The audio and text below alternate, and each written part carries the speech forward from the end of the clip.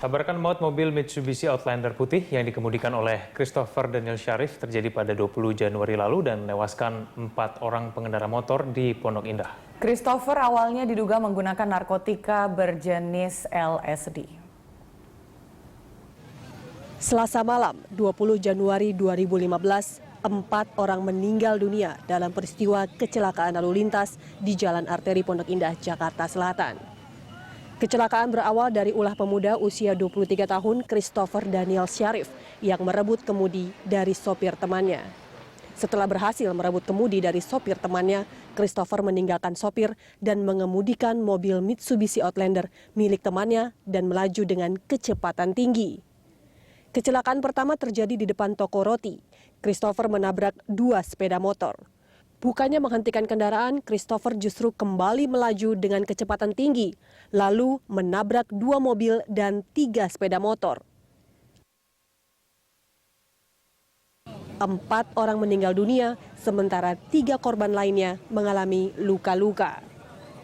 1 hari berselang, Kepala Bidang Hubungan Masyarakat Polda Metro Jaya, Kombes Martinus Sitompul mengatakan, tersangka tabrakan maut di Pondok Indah, Christopher Daniel Syarif, positif menggunakan narkoba. Jenis narkotika yang digunakan adalah lysergic acid dithiamide yang merupakan narkotika golongan 1. Christopher mengaku menggunakannya pukul 4:30 sore di hari tabrakan maut. Namun 7 hari kemudian pihak kepolisian meralat keterangan dari Kombes Martinus. Hasil pemeriksaan urin dari BNN yang dilakukan terhadap Christopher Daniel Syarif adalah negatif. Kemudian hasil pemeriksaan urin dari BNN terhadap atas nama Muhammad Ali Reza sebagai saksi adalah negatif. Kemudian hasil pemeriksaan dari Puslap 4 terkait dengan urin dan darah atas nama Christopher Daniel Syarif adalah negatif. Hasil pemeriksaan urin dan darah terhadap saksi atas nama Ali Reza adalah negatif. Tim Liputan, Berita 1. Ya, kembali kita lanjutkan dialog kita. Saya kembali kepada Pak Martin. Pak Martin, kemudian sekarang kita fokus kepada pengakuan pelaku, tersangka nih. Pada waktu itu dia mengaku dia menerima ataupun dia menggunakan LSD. Setidaknya itu yang keluar dari kata-kata dari Christopher sendiri. Tapi bukankah ini aneh, Pak Martin? Kenapa dia mengaku meminum narkoba atau menggunakan narkoba padahal dia tidak? Nah, ini bagaimana, Pak Martin? Ya, itu kita masih dalamin ya. Karena kalau kami memang punya prediksi-prediksi dalam sebuah statement orang gitu ya. Kita harus lihat kepentingannya apa dia untuk mengaku. Kita kan nggak bisa orang bilang, kita harus ujinya secara scientific crime investigasi, yaitu pemeriksaan. Pada saat statement saya tetap mengatakan bahwa kita masih menunggu hasil dari BNN dan Puslap 4 yang kita jadikan pro justisia dalam proses pemberkasan perkara. Pengakuan itu memang ada 5 alat bukti. 1, keterangan saksi, keterangan ahli, ada surat, ada petunjuk, dan 1 lagi adalah 4, 5 ya. Salah satu adalah keterangan terdakwa, bukan tersangka ya, terdakwa.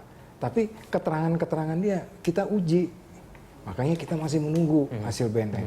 Kalau dia mengatakan saya make, kita juga mau mendalamin ini. Tapi sudah dinyatakan lolos tes psikiater loh, Pak Martin. Itu dia tidak mampu. Secara ada 2 yang kita lakukan, pemeriksaan psikiatri, kejiwaan dan psikologinya.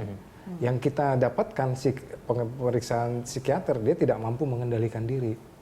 Kita kemudian psikologinya juga demikian, bahwa dia dalam keadaan bisa normal untuk melakukan setiap kegiatan. Artinya apakah kemudian pengakuannya ini karena toh ketika kita lihat bukti tangible-nya ternyata negatif yang berlawanan dengan apa yang dia katakan.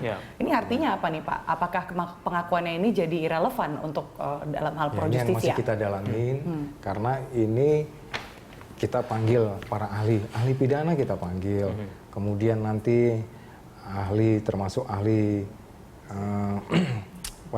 namanya ahli kejiwaan juga kita akan panggil ya. Kita pemeriksaan kejiwaan, pemeriksaan psikologis kita kan ada, tetapi ini nanti hasil yang ada dari kejiwaan, dari Polda Metro, kita nanti akan sandingkan dengan hasil pemeriksaan dari para ahli. Profesor Sarlito kita undang untuk menjadi saksi. Pak Martin, Christopher ini dari awal apakah didampingi kuasa hukum atau dia memberikan keterangan ini secara sukarela sendiri? Dari awal sudah ada kuasa sudah hukumnya. ada. Oke, menurut pengalaman Anda tentunya sudah sering memproses kasus kecelakaan yang berhubungan dengan narkoba atau diduga berhubungan dengan narkoba. Kira-kira apakah ada keringanan yang bisa didapatkan kalau misalkan orang ini terbukti menggunakan narkoba? Mungkin itu yang menjadi objektifnya dari awal. Dia mau ngaku-ngaku, apakah ada outcome yang menguntungkan bagi dia secara hukum?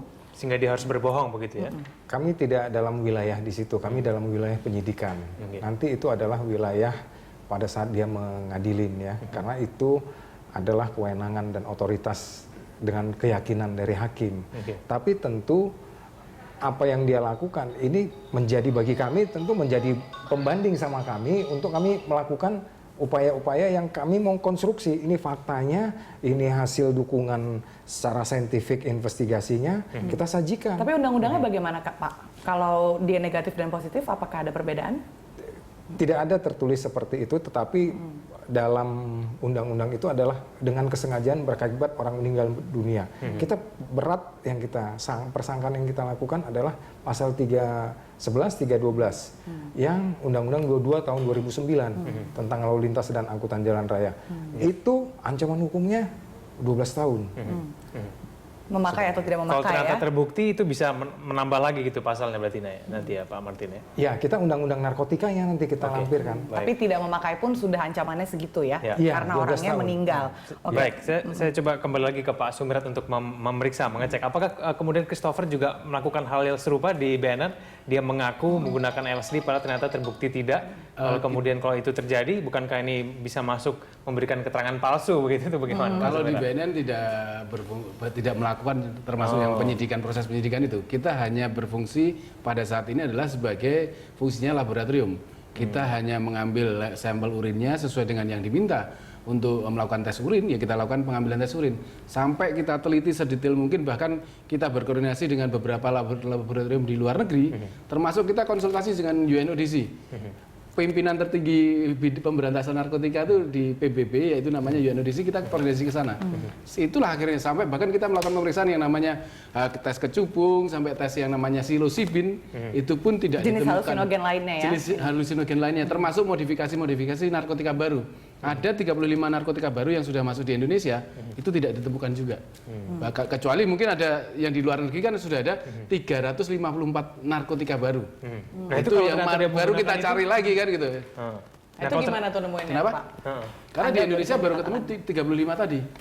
Di dunia Maret 2014 kemarin itu dinyatakan ada 354 jenis narkotika baru. Dan itu makanya kita berkoordinasi dengan beberapa laboratorium luar asing sama UNODC karena mereka yang merilis narkotika baru. Saya kemudian mungkinkah kemudian tersangka ini menggunakan narkoba jenis baru tersebut dan kemudian tidak terdeteksi oleh BNN? Yang pasti kita menggunakan alat yang bisa dikatakan canggih karena alat kita ini nomor paling canggih ada di Puslapor sebenarnya. Jadi tempat kita masih ibaratnya di bawah dari Puslapor. Jadi BNN kita urin, tapi ke lapor itu urin dan darah gitu. Dan ini dikerjakan juga saat ini pemeriksaannya? Kan sudah hasilnya sama. Hasilnya urin, darah negatif. Tadi Egan sudah sempat tanya ke Pak Sumirat berapa lama waktu yang dibutuhkan untuk melakukan pengecekan secara keseluruhan semua jenis narkotika yang kemungkinan ada dan bisa diakses oleh sang pelaku. Oh, kalau seluruh jenis narkotika bisa berbulan-bulan. Karena kalau kita lihat di Undang-Undang Narkotika saja ada 130-an jenis. Ditambah kalau lagi yang ini 350. berapa lama Pak waktu itu? Kenapa? Yang ini berapa ya kita lama? lihat yang terkait dengan fisiknya apa? 1 hari, 2 hari? Urinnya itu. Terus, kita lihat dengan seperti tadi perilaku yang ada informasi-informasi perilakuan halusinogen. Kita kelompokkan, kita coba cari halusinogen. Nah, kita berapa carikan, lama kemarin itu Pak? Kemarin itu sampai hari Kamis malam. Berarti 4 hari ya? Kamis malam udah terakhir sampai bahkan ibaratnya kita cari yang namanya tadi yang tidak biasa. Yang tidak biasa itu kecubung. Sekitar 4-5 hari berarti ya Pak ya? Itu tidak biasa pun kita cari nggak ada di sana. Karena yang menarik pengumuman dari Kapolres Jakarta Selatan bahwa hasil tesnya Christopher Syarif adalah negatif itu baru 2 hari yang lalu, yaitu tanggal 27. Nah ini kan menarik juga nih, sudah selesai dites dari hari Kamis kok baru diumuminnya hari kita Selasa. menyerahkannya hari Jumat malam. Diambil oleh petugas lalu lintas waktu itu hari Jumat malam. Kok diumuminnya baru hari Selasa, Pak Martin? Apakah ini suatu hal yang biasa? Ini soal yang ini saja itu soal mekanisme ngambil kapan diumumkan itu. Diambil hari Jumat tapi baru diumumin hari Selasa ya. Kita juga yang tidak jadi bisa. masalah itu kalau yang dari BNN itu negatif terus dilaporkan positif, atau dari positif dilaporkan negatif. Saya kira itu jadi masalah. Kalau waktunya tidak. Mungkin masih menunggu yang dari puslapor juga. Ya, puslapor juga itu. Jadi ada kemungkinan berubah lagi dan enggak gitu ya. Nanti positif lagi nggak Pak?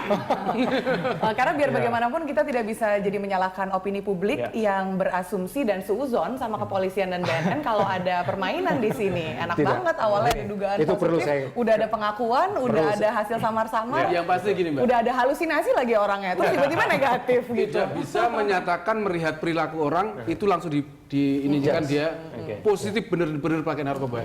Sekarang kalau mbaknya agak habis menggunakan apa terus agak ini pakai narkoba, nggak bisa. Harus dicek. Pak Martin, yang dimaksud perilaku halusinasi itu kayak gimana sih di ciri-ciri yang ditunjukkan dan di ada persepsi yang berbeda. Dia seperti pembalap. Misalnya dia seakan-akan sebagai pembalap. Jadi Mbak ini dia bilang waktu dia lagi sudah cantiknya luar biasa. Berbeda persepsi seperti ini.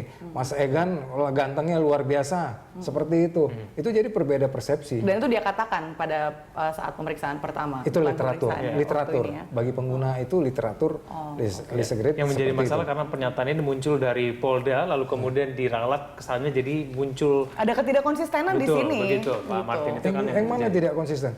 Yang saya ralat adalah bahwa tadinya positif ya, tapi karena itu dugaan. Karena itu menjadi ajas bahwa kita menyatakan positif. Tapi yang pernyataan-pernyataan saya bahwa kami masih menunggu dari BNN, dari Puslapor, itu yang akan kita jadikan pro justia. Itu yang tidak dikutip. Oke. Iya kan? Baik. Pak Sumirat butuh waktu berapa lama sih untuk menghilangkan jejak-jejak narkoba dari tubuh seorang pengguna? Pertanyaannya mau belajar atau supaya bukan? Karena kalau diperiksa ambil urinnya ternyata 3 hari kemudian enak banget emang udah keluar udah bersih ya. Jangan udah selesai gitu ya. Ini masalah laboratorium yang tidak bisa diomongin keluar. Kalau semua orang ini kita omongkan untuk ini cukup 2 jam, untuk ini 3 jam, semua orang pakai nanti. Permasalahan juga ditiru semua. Itu problem bisa juga. Dipastikan bahwa pemeriksaan dari Christopher ini sudah akurat dan BNN berani untuk menjamin apapun. BNN kredibilitasnya dipertaruhkan di sini. Satu, kemudian BNN terakreditasi secara internasional dan juga nasional ditunjuk sebagai laboratorium rujukan tentang narkotika di Indonesia dengan beberapa laboratorium lainnya. Itu tidak mungkin untuk main-main. Terkait dengan ISO segala macam, BNN semua sudah ada. Mudah-mudahan bisa tetap seperti itu ya Pak Sumirat. Termasuk di Puslapor kan? Ya, Puslapor tidak ada kuasa kami untuk mempengaruhi BNN, tidak ada kuasa kami. Satu yang tidak ada permainan di sini. Kita profesional dan proporsional. Baik, di segmen ini kita akhiri dulu perbincangan kita dengan Pak Sumirat. Pak Sumirat, terima kasih telah bergabung sama kami. Selamat siang Pak. Namun demikian, dialog kita lanjutkan dengan Pak Martin. Selanjutnya, pemirsa tetaplah bersama kami. Lunch Talk akan kembali usai jeda berikut. Ya, pemirsa, 2 temuan yang berbeda yang disampaikan polisi terkait kecelakaan maut Pondok Indah menjadi perhatian publik. Polisi dinilai tidak konsisten dengan hasil temuannya. Indikasi adanya permainan hukum pun mencuat atas kasus itu. Menurut aku ya kalau kayak gitu tuh berarti yang udah rusak itu hukum di Indonesia. Jadi kan awalnya tuh jelas-jelasnya si Christophernya itu mengaku kalau misalnya dia emang makin narkoba nih. Terus ternyata beberapa hari kemudian, seminggu kemudian tiba-tiba di berita yang sama ternyata dia bilang si polisinya bilang kalau misalnya negatif kayak gitu kan. Ya menurut saya hukum di Indonesia udah harus mulai diperbaikin ya, maksudnya udah susah gitu loh. Jadi kalau misalnya punya duit banyak gitu gampang banget buat merubah kayak gitu.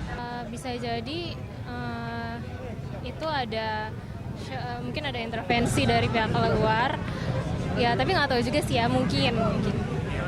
Kalau untuk nantinya ini kan setelah diputus tidak menggunakan narkoba, menurut Mbak, nanti polisi akan menetapkan kasus ini dengan objektif atau tidak ya? Harusnya sih ya objektif ya pastinya. Cuman ya kita lihat aja sambil mengawali proses ini terus berlangsung. Gitu. Kalau harapan Mbak sendiri dengan adanya kejadian seperti ini, kan dia masih di bawah umur dan juga sudah menghilangkan nyawa banyak orang. Harusnya dihukum seperti apa, Christopher? Ya pastinya harus dihukum sesuai sama perbuatan dia ya. Ya kalau bisa sih hukum seberat-beratnya deh.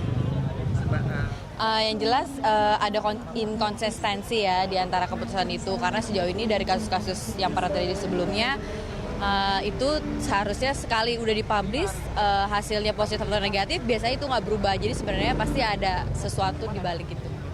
Dan menurut Mbak sendiri setelah ditetapkan menjadi negatif, nanti hukumannya bakalan berat atau enggak yang diturunkan oleh polisi ya? Kalau udah jadi negatif jelas berarti orangnya jadi nggak bisa dihukum kan ya. Tapi kan menghilangkan banyak nyawa tetap dihukum, tapi ya harus tetap dihukum, tapi walaupun tidak tertuduh karena backgroundnya atas kasus narkoba, tapi tetap harus dihukum. Hasilnya itu ya harus transparan ya. Ketika memang hasil pertama sudah diketahui dan kemudian sudah dipublikasikan ke masyarakat ya, berarti opini masyarakat sudah terbentuk berarti kan, dan itu yang harus diklarifikasi, bukannya dia merubah status seperti itu dan tiba-tiba jadi negatif itu kan, berarti kan masyarakat sendiri yang sudah terinformasi jadinya agak ada yang ada apa seperti ini kan tiba-tiba jadi